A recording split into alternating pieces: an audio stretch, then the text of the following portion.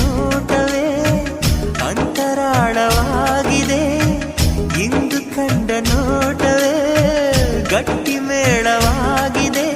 ರಾಗ ಎನ್ನಲೇ ಅನುರಾಗ ಎನ್ನಲೇ ಪ್ರೀತಿ ಎನ್ನಲೇ ಹೊಸ ಮಾಯೆ ಎನ್ನಲೇ.